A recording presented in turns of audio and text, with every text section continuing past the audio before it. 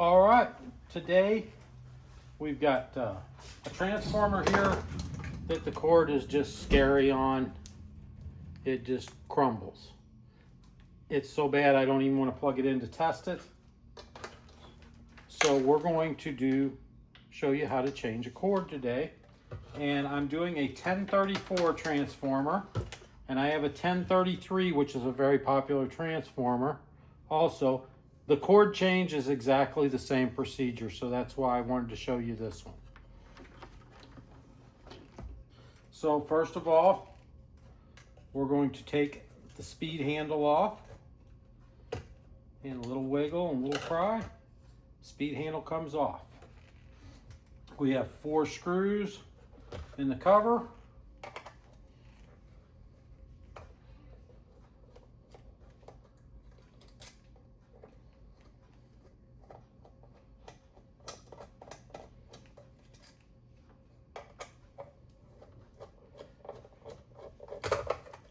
We're going to take these out. We'll clean up the heads of the screws later to show you how to make this look nice when we're done.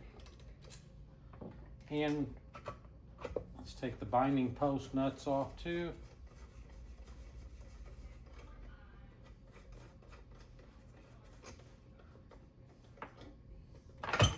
And the cover comes off. We'll take and give that a scrubbing a little later and wash it and scrub it up real good. Okay, we're inside the transformer. First thing you want to check is that your binding posts are attached. They're all attached, everything looks good. Your contact for your reverse button. Now a 1033 has a whistle and a directional controller, but it's going to be in the same position. You need to make sure those are good. And you look underneath here and make sure that you're making contact on the transformer coil. This one's making good contact. The contact looks good. So we're going to change the cord. Now, you'll notice a knot in the cord. We're going to put that back because that's to keep you from jerking the cord out of the case. Our 2 solder points here, we're going to unsolder, pull the cord out, and I have a replacement cord. The ends are already bared, little split there. And we're going to install this. Get my soldering iron. We'll warm it up. You can see even on the inside that the casing is just coming off this wire. Test to make sure we're hot. Okay, we're hot.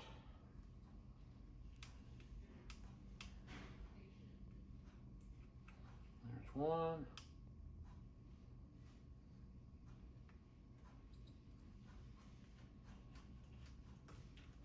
And there's 2. So we're going to take this old nasty cord.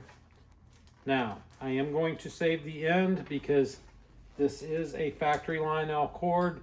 In another video, I will show you how to rebuild, put an end on a cord. But right now, we're just making this transformer functional. So we'll save that. We'll throw that away.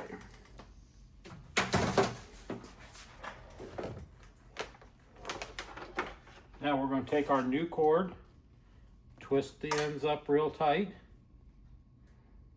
So the wires are all twisted tight. We're going to put a touch of solder on them so they're tinned and ready to go back in. Lay this right here to hold it.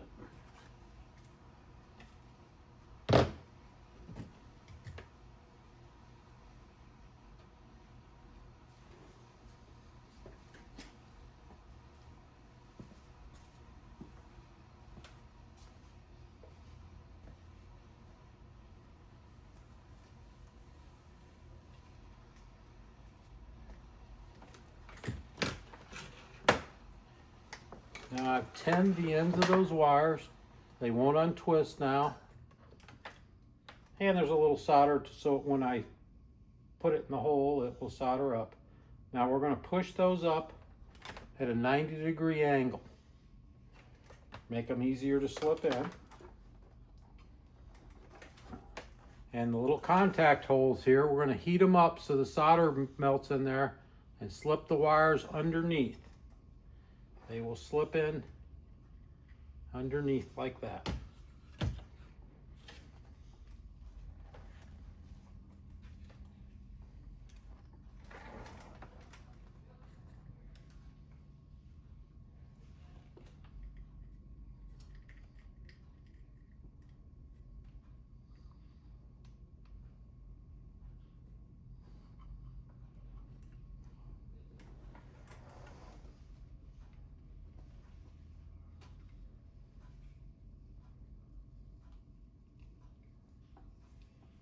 Sometimes these are a little bit of a fight to get to go in the hole.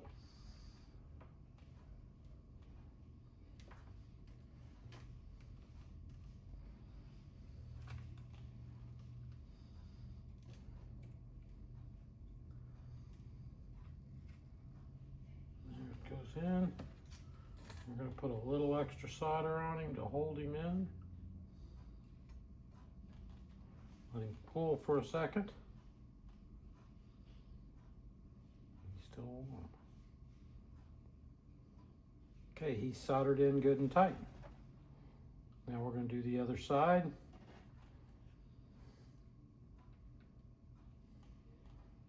That warm up real good and heat so it melts the solder all the way through.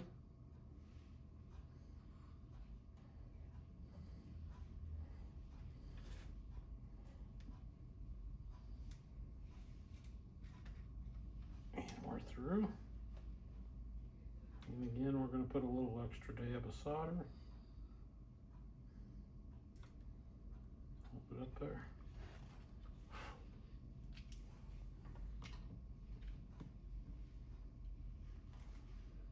Okay. Now remember there was a knot in this cord and it comes through the case about here, so we want a knot right about where that bend is. Just take your cord, wrap it around and through.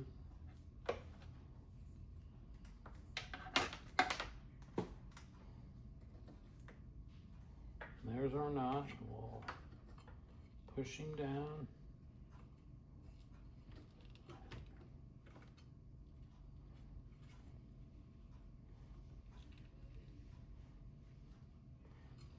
That's why you want a good flexible cord so you can make this knot real easy. There. So now there's slack in it.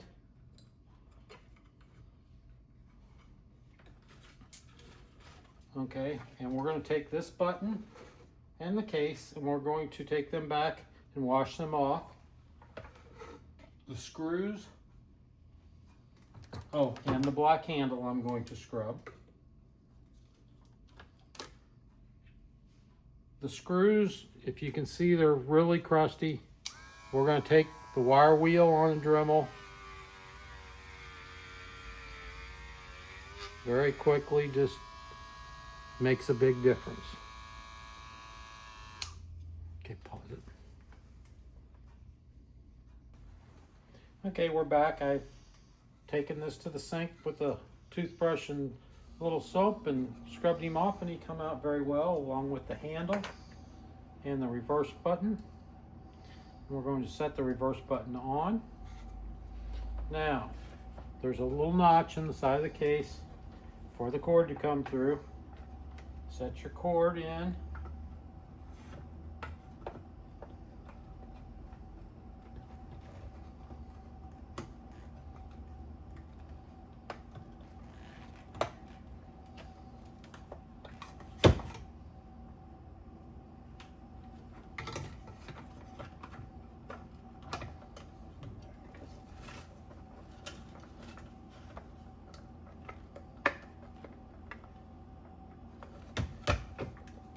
And there the case slides down. I've taken and wire wheeled off all the heads of the screws so they're bright and shiny.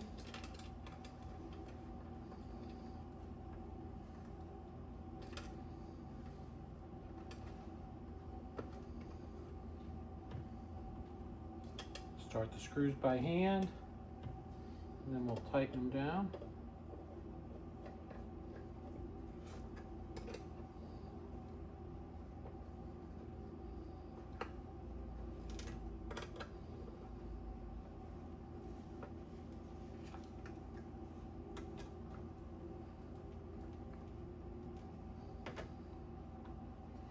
And install the speed throttle handle.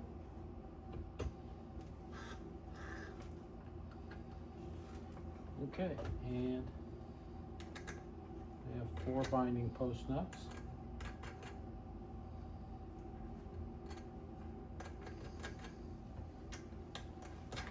All right, we're ready to plug in and test and see how this did. Okay.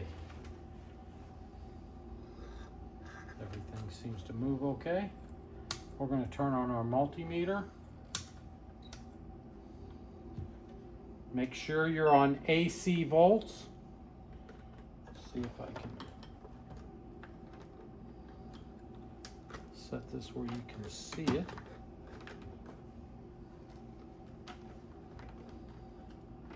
Is that readable there? Mm-hmm. All right, I've got it to where it's readable. Okay. That should read very little. It's 7. 10, 11, 12, up to 19 volts. Off is 7. There's 19. Direction button takes you down to the 8. We're on a digital meter. I think that's why it's reading so. Okay. And if we go to A to C, I should have 20 volts. We do. B to C should have 14. We're at 13.3. And if we go on BU, you should go up to about, there's 13.3. It should says 14, but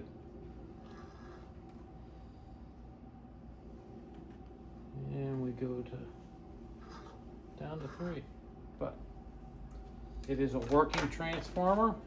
We've taken a transformer with a rusty, crusty case and a nasty cord and made it into a usable transformer. Thank you very much.